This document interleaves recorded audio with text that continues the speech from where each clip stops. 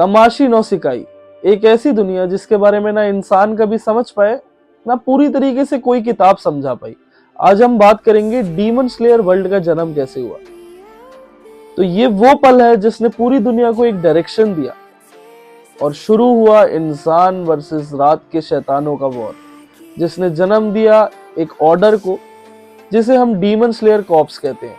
चलिए शुरू करते हैं दुनिया के अंधेरे से। डीमन स्लेयर का इतिहास हजारों साल पुराना है। उस टाइम पे डीमन जैसी कोई चीज नहीं होती थी, सिर्फ होती थी कमियों का रहस्य, जिसे हम अभी ब्रीदिंग स्टाइल कहते हैं।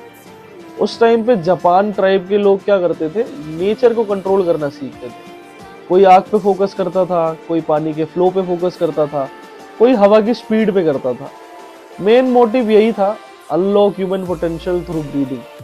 पर उन्हें ये नहीं पता था जिस चीज की इतनी मेहनत कर रहे हैं, जिस चीज की प्रैक्टिस कर रहे हैं, वही आगे जाके उनके सबसे बड़े दुश्मन को जन्म देगी। फिर आता है वो पल जिसमें एक नोबल फैमिली का बच्चा मुजान किबुत्सुजी डेथ बेड पे पड़ा होता है, काफी कमजोर, जिंदगी से हारा हुआ।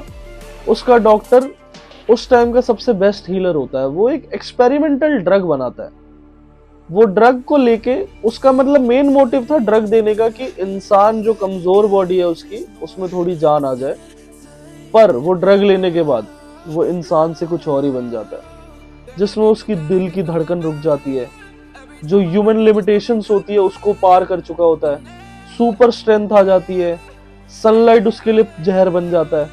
तो ऐसे कुछ चेंजेस हो जाते हैं उसके शरीर में और फिर जन्म लेता है हमारा पहला डीमन। एक एक्सपेरिमेंट की वजह से दुनिया का फेट चेंज हो गया था। मुजान टाइम के साथ अनकंट्रोलेबल बनता चला गया। जब उसे गुस्सा आता वो डीमन बन जाता, जब उसे डर लगता वो तबाही मचा देता, और जब उसे भूख लगती तो इंसान का खून।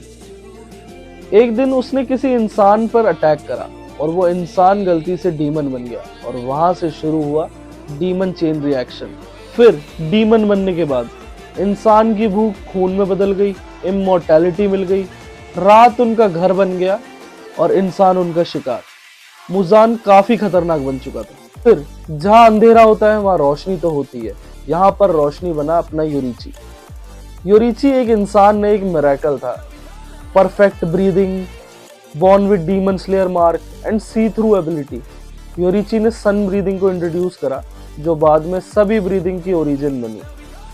जब योरीची मुजान के सामने गया तो दुनिया ने पहली बार किसी डीमन को डरते हुए देखा। और फिर डीमन स्लेयर हिस्ट्री का सबसे बड़ा मोमेंट, योरीची वर्सेस मुजान।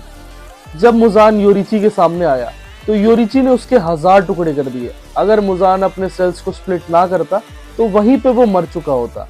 इससे हमें ये प्रूव हो गया कि डीमंस को मारा जा सकता है और इंसान अपनी ब्रीदिंग स्टाइल से उनकी पावर्स को भी बीट कर सकता है। वॉर अब ऑफिशियली शुरू हो चुकी थी। योरीची के स्टूडेंट्स को ये तो समझ आ गया कि सन ब्रीदिंग सबके बस की बात नहीं है, तो उन्होंने सन ब्रीदिंग को टुकड़ों में बांट दिया। Wind breathing, fire breathing, stone breathing, thunder breathing and water breathing. उसके बाद यही ब्रीदिंग आगे इवॉल्व हुई और डजन्स ऑफ स्टाइल में बन गई। डीमन सिर्फ एक चीज से मर सकते थे, वो थी सनलाइट। इसीलिए इन्होंने एक तलवार बनाई, निशिरिन तलवार, जो सनलाइट को अब्सॉर्ब करने वाले सब्सटेंस से बनी थी। ये ह्यूमन के लिए एक होप बन गई। ये अलग अलग कलर की होती थी, डिपेंड करता था उसके नेचर पे जो तलवार को यूज कर रहा है, जैसे red, black, green, grey, pink. और यही तलवार बाद में जाके डीमंस के लिए एक सबसे बड़ा नाइटमेयर बनी। और मुजान को रोकने के लिए एक ऑर्गेनाइज फोर्स की जरूरत थी, तो यहीं से इंट्रोड्यूस हुआ डीमन स्लेयर कॉर्प्स, जहाँ पे नॉर्मल इंसानों को ट्रेनिंग दी जाती थी, कड़ी ट्रेनिंग, ताकि वो डीमन से लड़ पाए। और उनको रैंक वाइज बांट रखा था। सबसे टॉप पे आते थे हाशिरा, जिसमें वो डीमन से लड़ते थे। और ये जनरेशन बाय जनरेशन चलता रहा।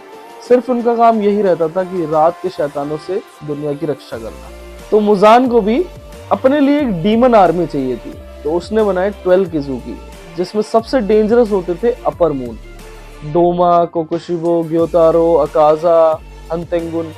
ये उसके खास थे जो सेंचुरी बाय सेंचुरी चलते रहे, ये सेंचुरी बाय सेंचुरी नहीं मरे, और यही डीमन स्लेयर के सबसे बड़े दुश्मन बने। फिर इस वॉर में हजारों लोग मरते रहे, पूरी फैमिलियां वाइप आउट हो गई, हशीरा मरते रहे, नए हशीरा आते रहे।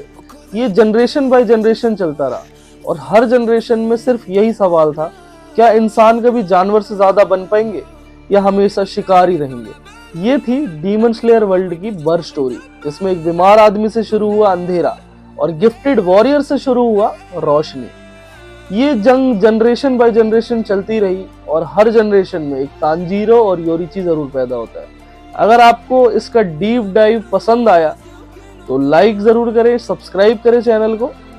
Till then, breathe, live and survive.